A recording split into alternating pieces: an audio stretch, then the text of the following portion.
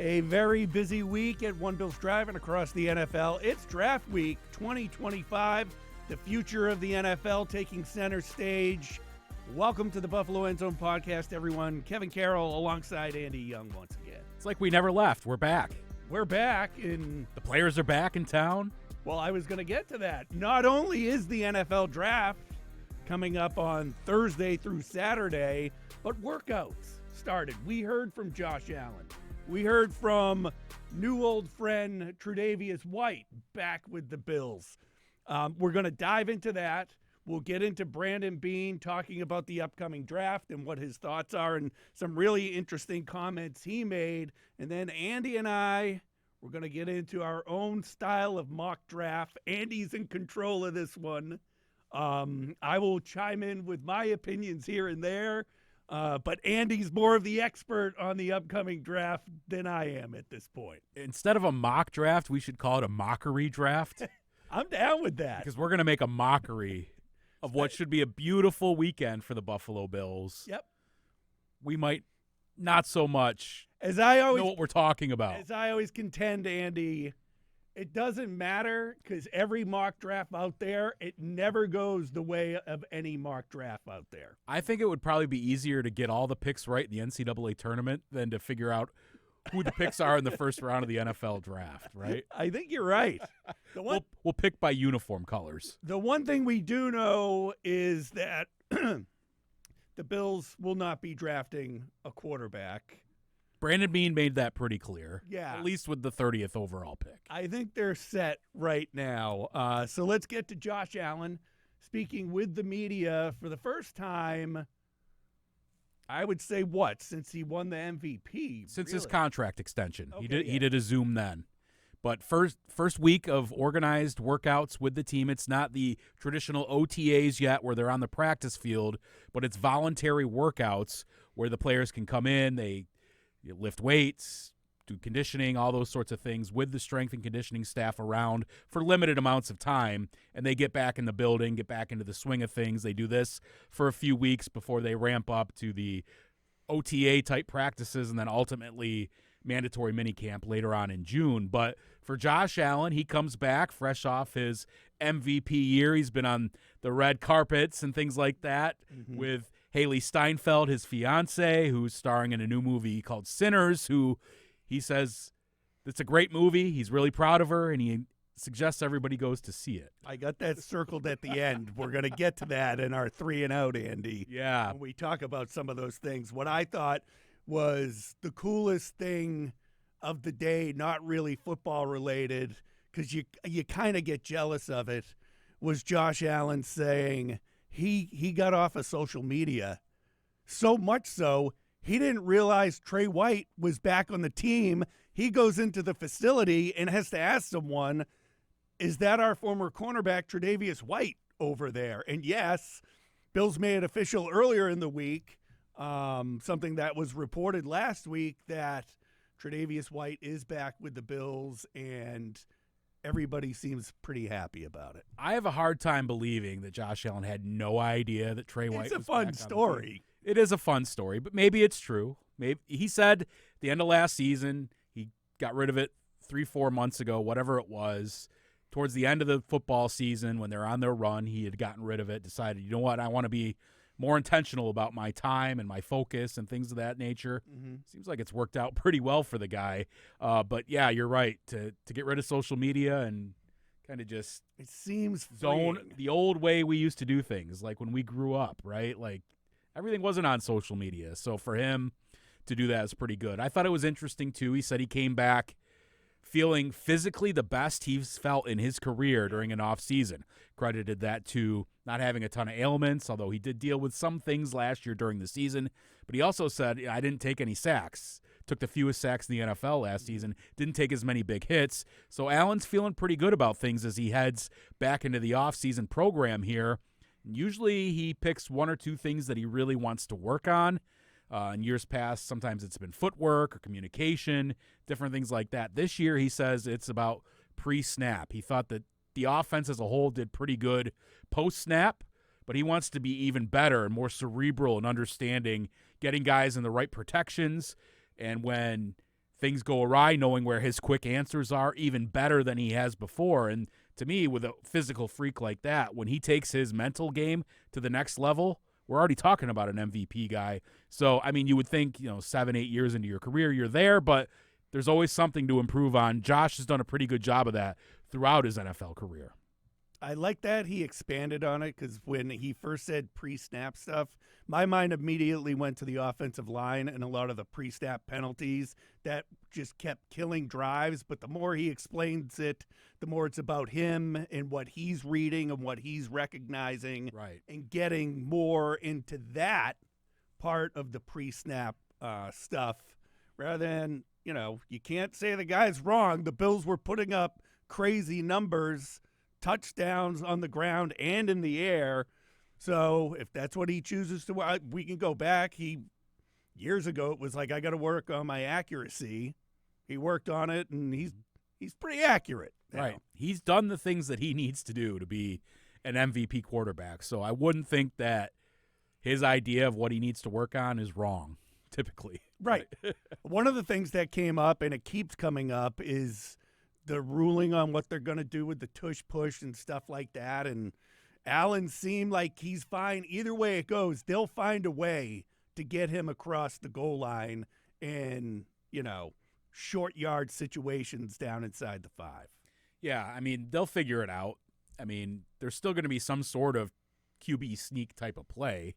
There always has been. It just won't be maybe that rugby scrum that we've seen the last few years. But that's down the road, and they'll figure it out, and they'll adjust like every team does. So I'm sure he'd love to not take as many shots, but he didn't take a whole lot of shots last year, even doing that often. Yeah, you would think that as his career grows, he's not going to want to be doing that as much. And then the everybody eats thing, Allen comes out with a ball cap on that says everybody eats on it. Established 2024. Oh, I didn't see that. Had the little established 2024, Okay. like a bar or a restaurant. Yeah. So that was pretty cool. And that looks to be continuing going into this season with basically you forget about it with all the changes that happened during the offseason and you go into the draft. Then you sit back and you realize that the Bills' offense is almost intact for what it was last year, especially the offensive line. Mm-hmm. They basically have their starting 5 back, all of their backups back. Now, things could change as you go through camp and draft picks and things like that. Some of those guys might not be back.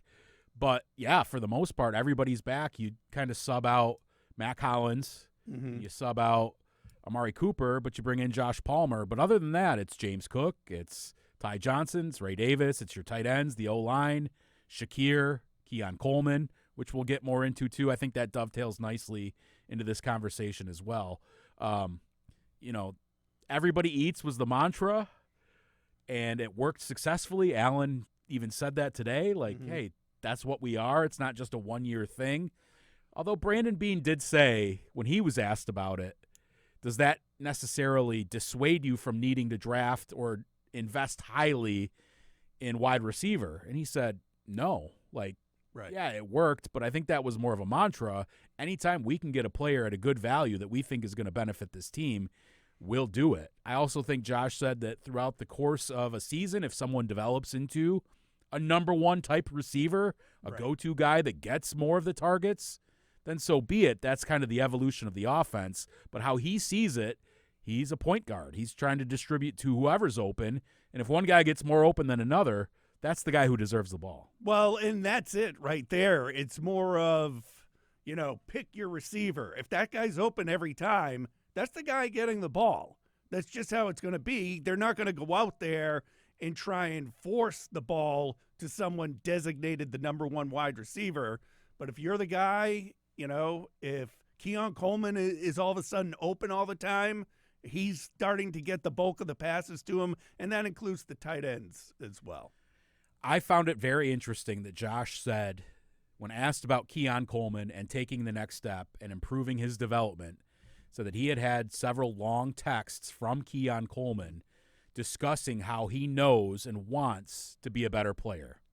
And he also said that Keon has added some weight and some strength to his frame, which I think was a key part of what Sean McDermott and Brandon Beane have been talking about with both Dalton Kincaid and Keon Coleman, that they needed to be bigger, stronger, be able to fight through injuries, be able to fight through press coverage, different things of that nature, get through the rigors of an NFL season. So Allen said that he's very cognizant of working with Coleman about, okay, say you're a jump ball 50-50 receiver. Well, is that just throw it up as high as you can? Is it back shoulder? Is it go down low and get the ball? How can I help Keon unlock the most of him? We know he's not a great separator. That's something he's going to need to continue to work on because he's not a burner and he's not as shifty in that space as some other guys. How can Josh help him maximize what he can be? Because the Bills are going to need him. When you spend a second-round pick on a guy, first pick of the second round, you need that guy to hit. Yeah, absolutely. I also found it interesting. This came off as kind of a, opposite side of the ball, but Joey Bosa's here now, and then it turns out that Josh was texting Joey Bosa, championing him, come out to Buffalo, win a championship out here, and it working and, joking around that, you text the guy, is this really Josh Allen? Who is this? Blah, blah, blah, blah, blah. But, yeah, I found that interesting.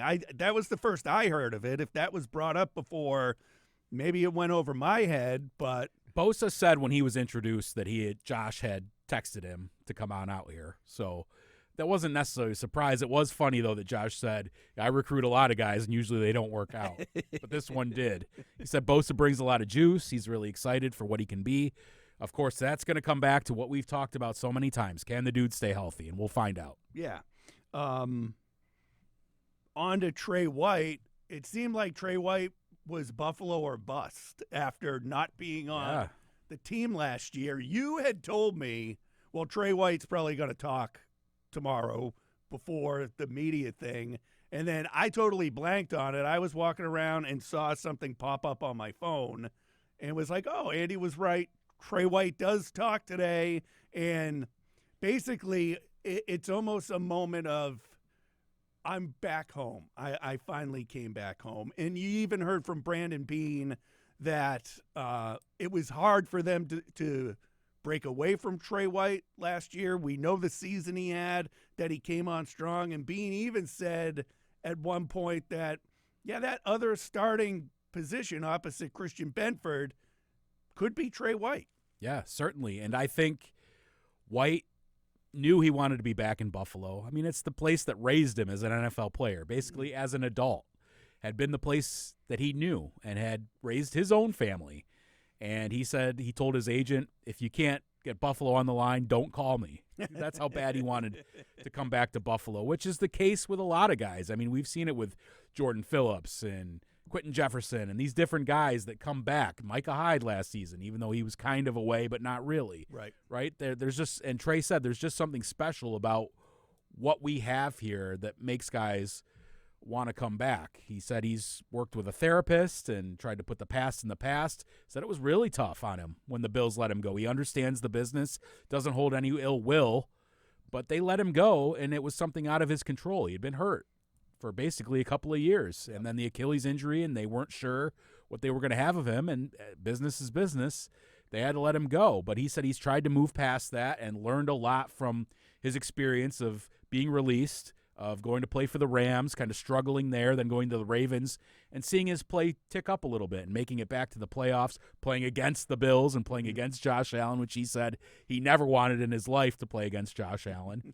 So he feels right at home, and he said he's in a good spot physically and mentally, 30 years old. I don't know, has he lost a step? Probably. We all do, right? Right, especially with... I'd never had a step, so good on Trey to even have it to begin with. Also, high praise for Christian Benford, who got his new contract this year, and it's cool to see someone who accomplished what Tre'Davious White did acknowledge Christian Benford, a lower round draft pick, comes in, earns the starting job, earns his second deal, is looked at as one of the lockdown cornerbacks in the league right now. Yeah, Trey called him a total cornerback when I asked him about Christian Benford, and he said he's super proud to see what the type of player Christian Benford has become to one of the better cornerbacks in the NFL. And I'm sure Trey White, along his way, even though he was dealing with injuries and things of that nature, had something to do with that, just in the way that he went about his business, working back from those injuries and being around for Benford pre-injuries and then during the rehab process and during that part of the season in 23 when he was still there and before he tore his Achilles. So I thought it was interesting, too, that White has that chance to be a starter. I think it takes some of the pressure off Brandon Beane's draft because they do have Benford and White, or Benford obviously, but Dane Jackson and Trey White. Right. I think that, yes, you still probably would like to have an early corner in the first couple of days, but it necessitates not having to take that with your first pick if you don't want to.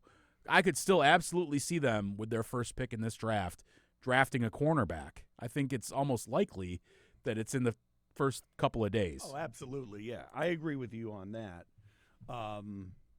And like we said, Brandon Beane even acknowledged that. We'll get into the draft now because, I mean, that's one of the three positions that we talk about on a regular basis, defensive tackle, edge rusher, cornerback, that the Bills need to address. But I think you're right. I think with Trey back on the team, I personally now focus on defensive tackle and edge rusher in at least that first round at this point, and maybe that second round pick addressing cornerback. But we'll get into what I think later. I think that also depends too on how the board falls, right? Like if you have a great corner that you love at pick 30 and you don't love the defensive tackles or the defensive ends, you're not going to pass up on that guy. Maybe you trade down if you don't think that that's your positional value that you need. I see some trading down going on. I mean, I could see it.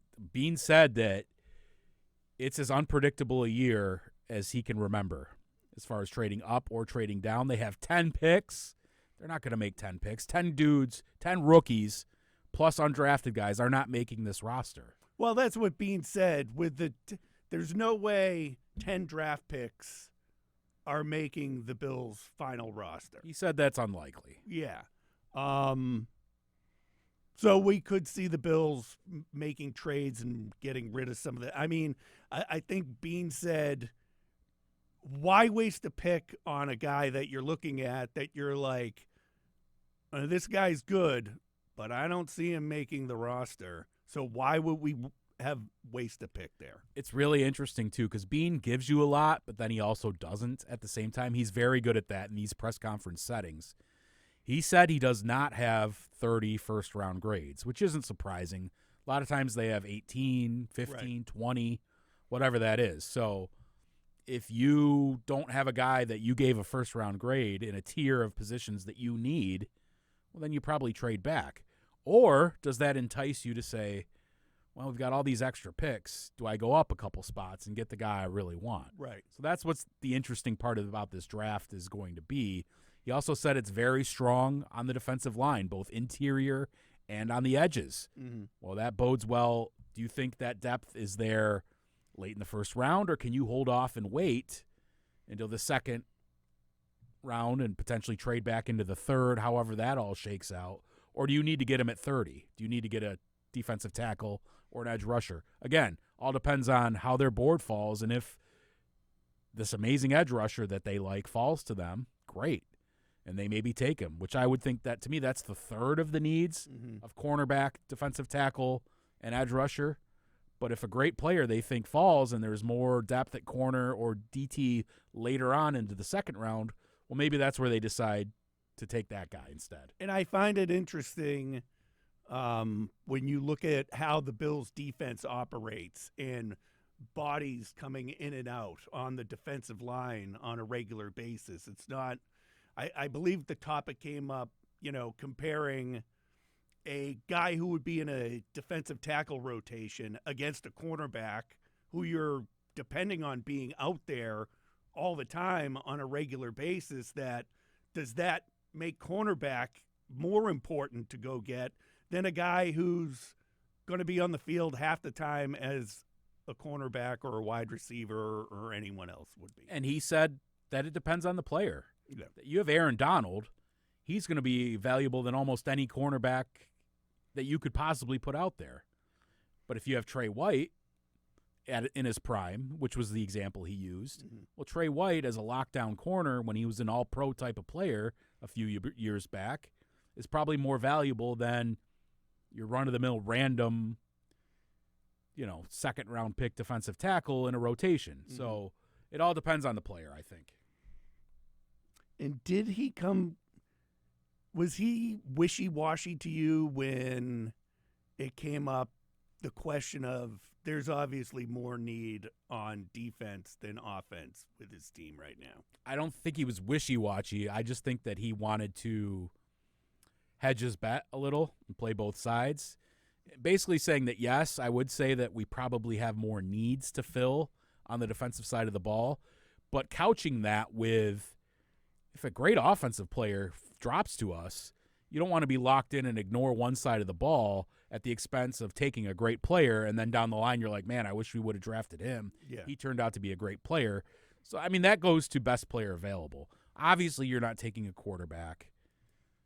But beyond that, if the right guy falls to you at your tier of positional value, maybe they take a wide receiver if somehow a guy they really like falls to them at 30, or they need to go get a guy in the second round and they like, well, we didn't really need this guy, but he's going to be a really good football player. We'll figure out how to use him. 2 second-round picks. Beane talked about the value of having that going into the draft, that they do have 2 second-rounders. It just promotes flexibility. Obviously, a lot of times the draft analysts and scouts and GMs will say, yeah, the draft really gets started on day 2. So when that, of course, you'd love to have the high picks, but when you have pick 30, that's basically a second-round pick if you don't have 30 first-round grades. So in essence, you're looking at 3 second-round picks. That gives you some flexibility to move up and down the board, to get guys in a spot in tiers where they belong positionally that you think you can get a ton of value. And this seems to me almost stating the obvious, but it's weird when you've covered a team for as long as you and I have that sometimes you don't recall anyone ever saying it, but bringing up the importance of guys that they select at skill positions needing to take part on 4th down and special teams, and maybe later in the draft they need that guy who they can depend on at least early in their career to be able to get a role on special teams in some way. And that's important too, because some guys, you're drafting guys who you think might just be great backups and special teamers. There's a role for those guys on your team. You can't afford to have, just because of the salary cap and the way things work and just the mechanics of a snake draft like that, a last place draft, that you're not going to have all superstars. So you want to hit on as many guys as possible, but you got to have guys contribute on special teams. The Bills have lost some special team starters over the past couple of years, and we saw their special teams, I think, suffer because of it. Think about when you're pouring more money into guys like Josh Allen and re-signing all these different guys. Well, that leaves less pool to sign backups and veteran guys who are just trying to hang on their careers that can play special teams and can have a role there. So it makes drafting those guys even more important. And Beane also talked about the situation with James Cook and basically saying nothing has really changed there. It doesn't look pretty, I don't think. I still see them maybe going after another running back at some point on day 3, maybe. But you don't get a good vibe. Like, James Cook will be back, but you don't get a good vibe that this is going to end in a decent way. Well, he was not at the beginning of organized or of voluntary workouts this week. And as Beane pointed out, it's voluntary. It's voluntary. It doesn't necessarily mean this is over his contract, but more than likely it's over the contract. Right. So, he said it's not fair to assume that it's over the contract, but yeah, guys don't have to be there. They show up when they want. Maybe they come in for a week and then leave, but just given the situation, you almost would expect that he wouldn't be there. When the question was asked, I was like, this is an obvious no. Right. And just the body language and the way that he talks about Cook. He likes Cook as a player, but you can tell he's frustrated or just understands that this is probably not going to be close to what we want to do money-wise, what he's demanding. And he kind of just, I get the vibe when he talk, like he'll talk about certain guys and light up, and then when someone brought up the Cook situation, it was like, he's not here, but we'll see when he gets here, whatever. He'll be here. We can't wait to have him. Yeah. It just, the body language, the tone, I don't think that has gone well in terms of negotiations, and we'll see how it plays out probably after the season. Anything else surprise you from listening to Beane as we head into the draft? I mean, to me, it's like most things. It's after a while. You've heard these things before. It seemed, it's like we heard some of that out at the Combine. There was some of that down at the league meetings down in Florida. Here's an interesting nugget I think people will appreciate. I left my notes out on my desk. So I took a lot of notes and I left them. Here's my notebook. Here, bring the camera out. There we go. My notebook. My notebook. Right here. That's all I need. No. I'm getting old. I'm forgetting stuff. I think it was interesting. Joe Biscaglia from The Athletic, who ton of respect for, fantastic Bills beat reporter for years, asked Beane about where they see Dwayne Carter fitting in as a one technique, which is more like a nose tackle, the Daquan Jones position, right, or a three technique, which is at Oliver. Mm-hmm. And he said, we like his versatility. We'll know more about where we want to slot him permanently. Do we want to have him major in, was the term he used, one technique or three technique? They'll know more after the draft. So that tells me that another three technique is not off the table.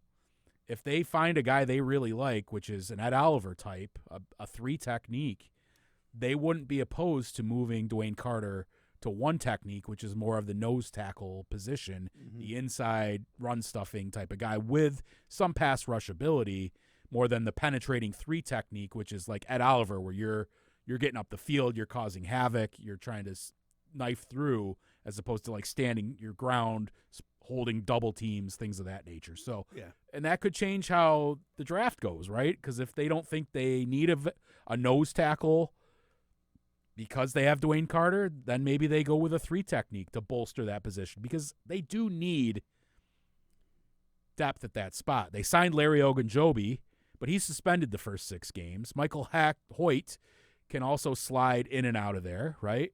Suspended. He's suspended as well. So they need some depth along the defensive line. No doubt they're going to go that direction, but exactly what will be interesting to see.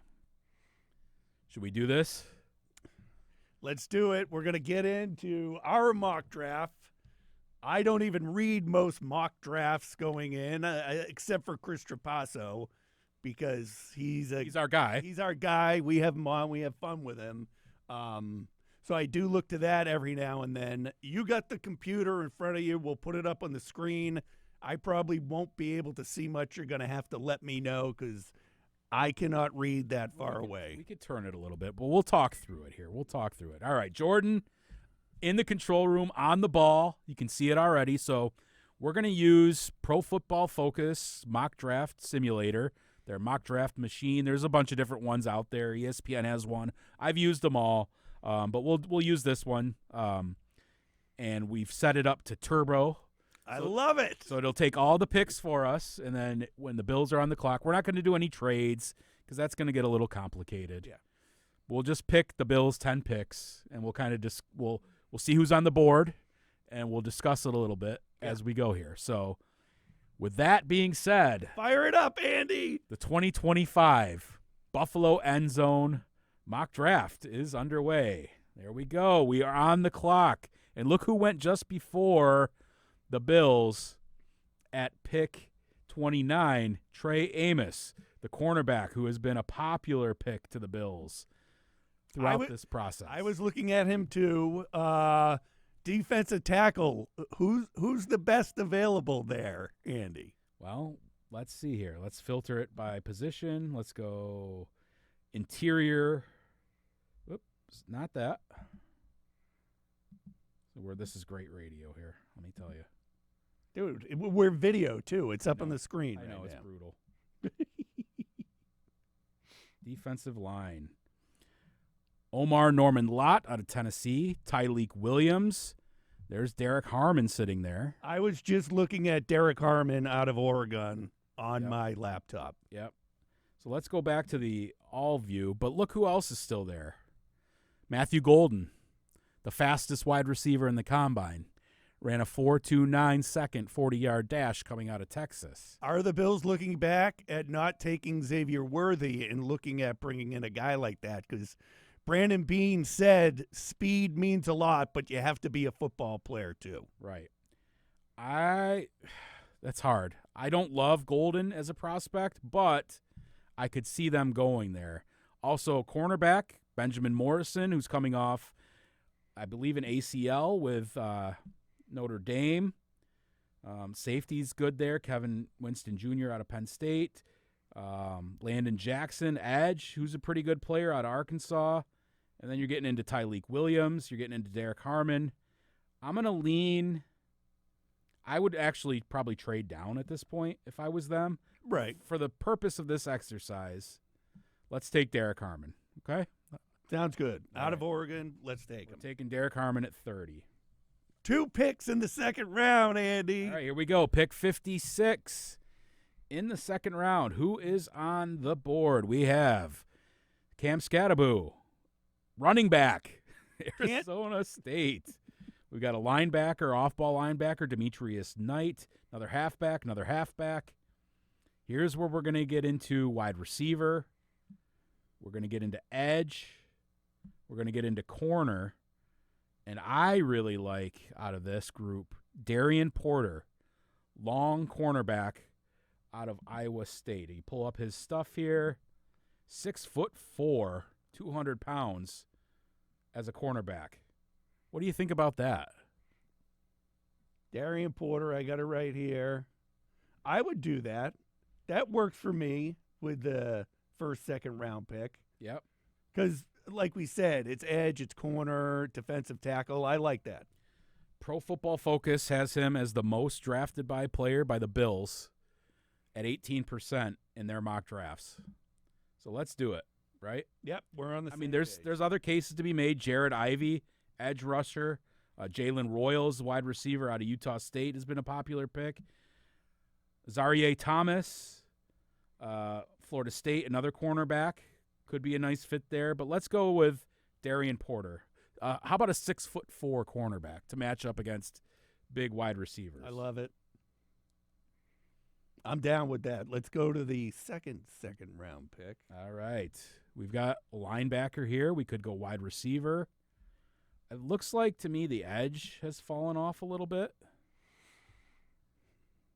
We've already got our big tackle. I mean, locked in my mind was going edge here, but if there's no one worth getting there, Right. why bother? Use your pick on someone that you want to make an impact on your team. Okay. This is where I might be leaning at wide receiver right now. And I like this Jalen Royals character. Let's go with Jalen Royals out of Utah State. Let's pull up his stats here. First look, he's 6 foot, 205. I think he's kind of known. Got some separation ability, after the catch ability. There's some thought that he could eventually become a down the field threat. He doesn't have the greatest speed in the world, but he's a guy who has some ability out there. So I think that could be an interesting pick. Wide receiver here, or would you like running back? No. I wouldn't like an off-ball linebacker. Nope. I could see safety. Well, you bring up safety Andrew right Makuba now. out of Texas. Interesting idea. So wide receiver at 6 foot tall, kind of. You want the Bills to kind of have a taller wide receiver. They have one. Keon Coleman. Right, but 6 foot's pretty standard these days. I'm 6 feet tall. Stephon Diggs was 6 feet tall. He always looks small to me out there, though. Yeah, well, you look big. That was the first shot at Kevin of the day. Tell that to everyone who knows me on the planet. All right.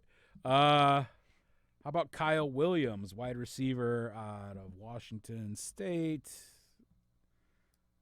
He's got some speed, but I'm going to go with Royals. Let's do Jalen Royals. Let's do it.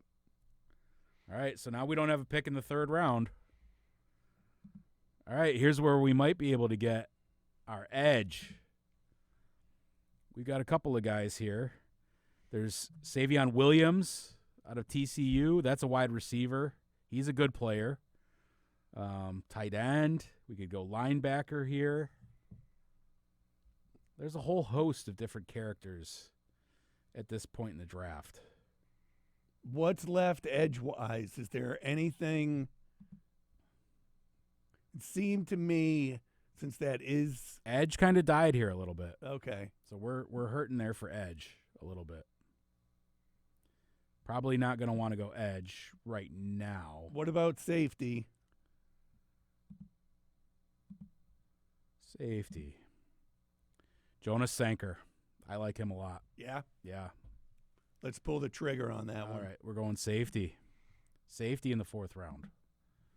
I like that. I mean, there was talk. I've seen some mock drafts that had the Bills going safety in the first round. Yeah. You know? Yeah, Nick Emenwari out of South Carolina. Right. Yeah, there's been a lot of talk about him.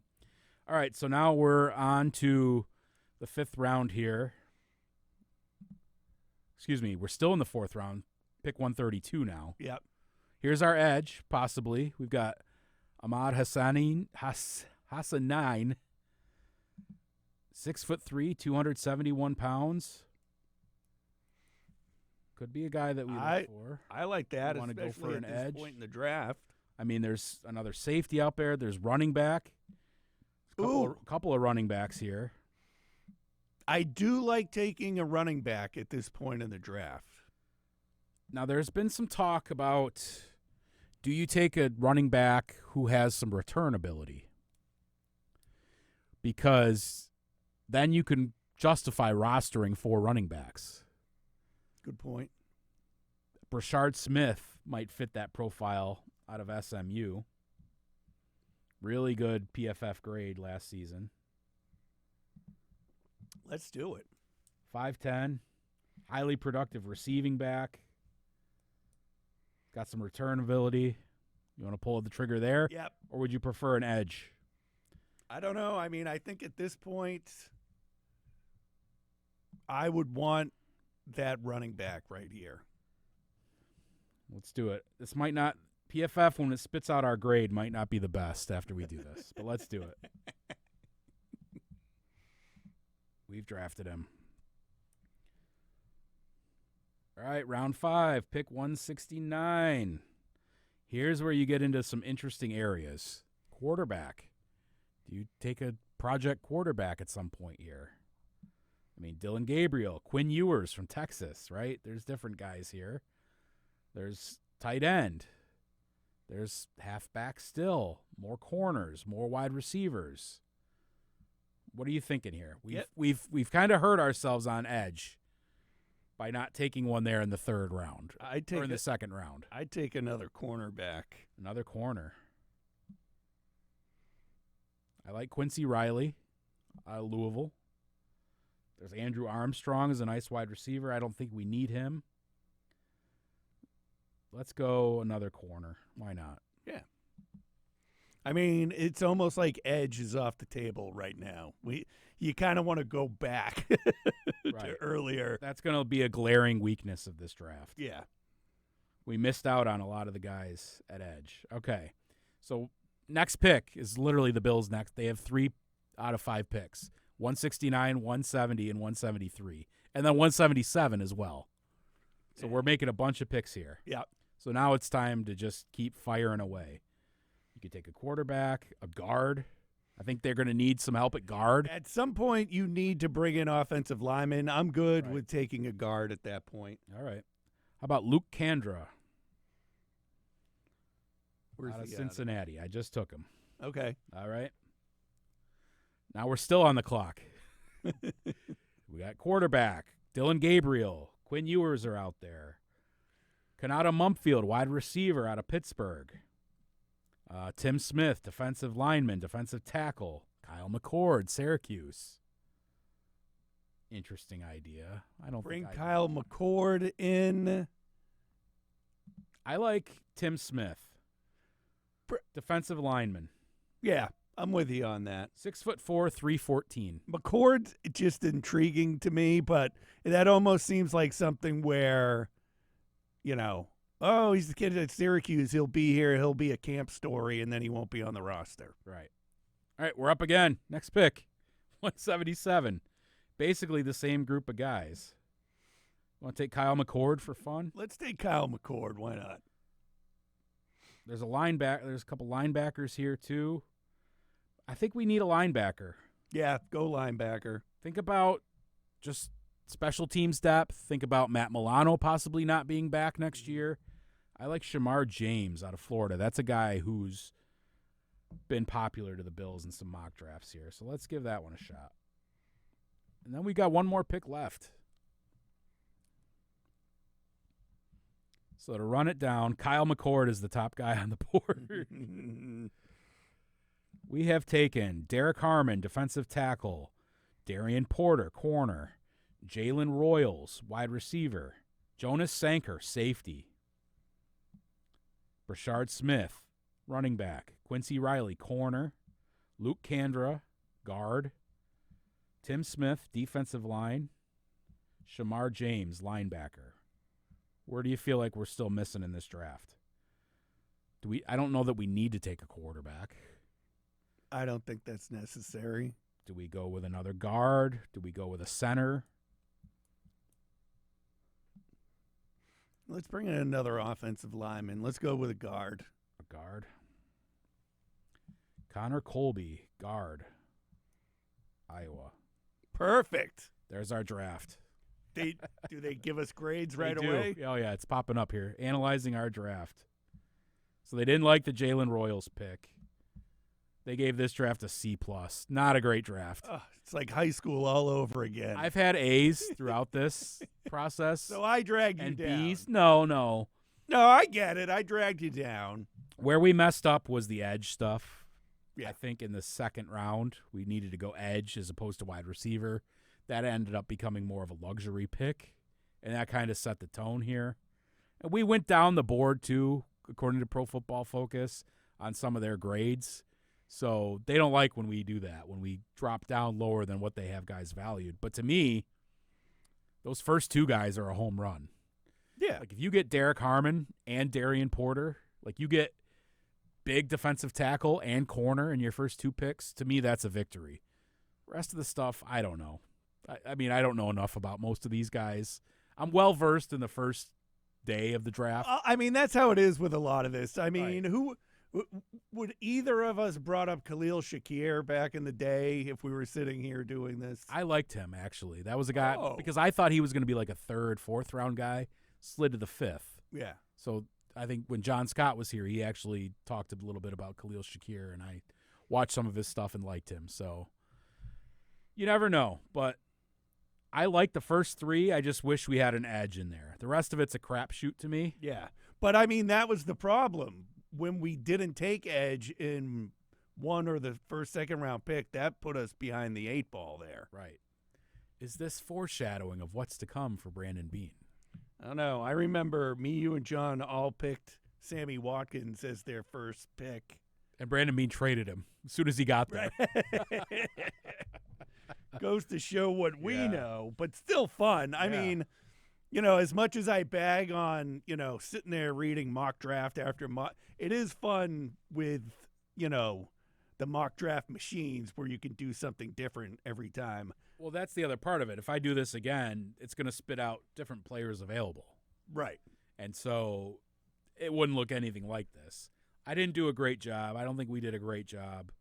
C- is below average. It's not failing. I thought we had a C plus. It's Was a it C C minus. plus? Oh, C plus.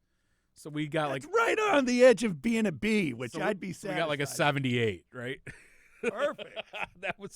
That's satisfactory for you. That's my wheelhouse, baby. 78. All right, Jordan, you can get rid of the draft. We're not going to want to see that again. Yeah, we're moving on from that.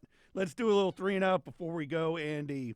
You've done a bit of everything as far as the draft goes here at Spectrum News 1. Being at the draft or being at One Bills Drive for the draft? There's an excitement about being at One Bills Drive because all the media members are locked in on the Bills, and they know we all relatively know what we're talking about, and have an idea of what they need and where they should go. And so there's like this fevered pitch that kind of builds up throughout the night. It's also cool because they feed us a good spread there on draft night. They used to put beer in the cooler at the end of the night. We'll see if they still do. But there is also something to be said. It's really cool to be at the draft and see all the pomp and circumstance. And it's all pomp and circumstance. That's what it really is. Right. But to watch the guys come in on the red carpet, to then, when we're with the Bills and embedded with them, to be able to have a one-on-one interview with the first-round pick. I mean, how cool was it the year Josh Allen was taken? Like, I go and do a one-on-one interview in the hallway with Josh Allen about becoming a Buffalo Bill. I'm asking him about Jim Kelly and all these different things. Yeah. And then as we're walking out into the hallway to get back to our seats, the Bills trade up, and they take Tremaine Edmonds. And Josh Allen, I'm standing next to him, and I'm filming it. He's we're at AT&T Stadium, home of the Cowboys. We're on this balcony overlooking the field where the draft is happening, and seeing Josh's reaction to the next guy coming in. So that stuff's pretty cool. But either place is fun. I love the draft. It's a lot of fun.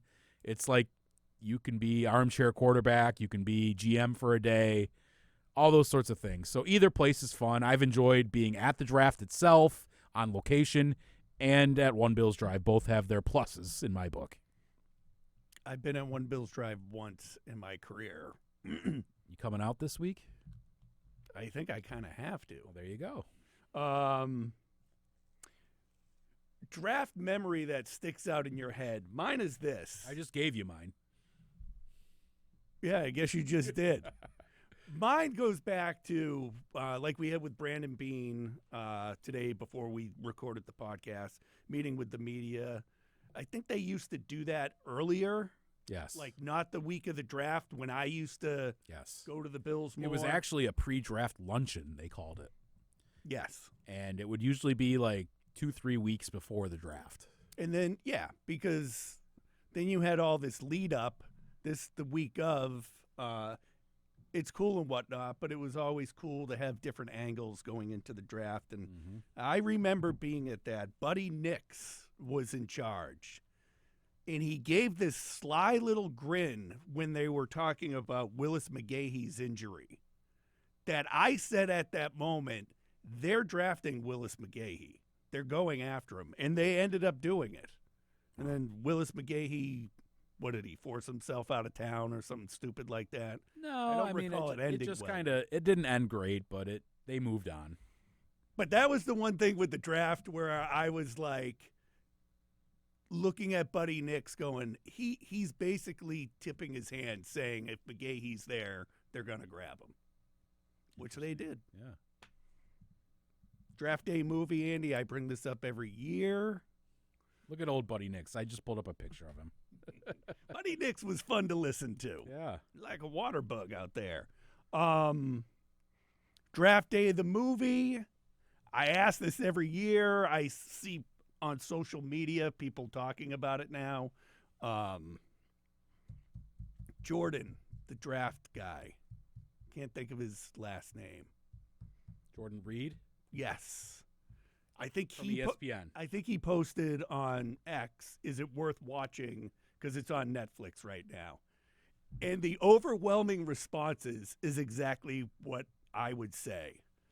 No, but draft week, 100% yes. It's the only time you'll watch it. The only time I'll put it on, it is what I look at as one of Kevin Costner's worst sports movies. I haven't watched the whole thing. But one of the, it just this time of year, it gets you in the mood. And I wasn't aware of this. I asked Stevie Johnson about this last week. He tells me he actually had recorded a scene for it, where they cut to him on his phone yelling at an agent, why haven't I gone yet?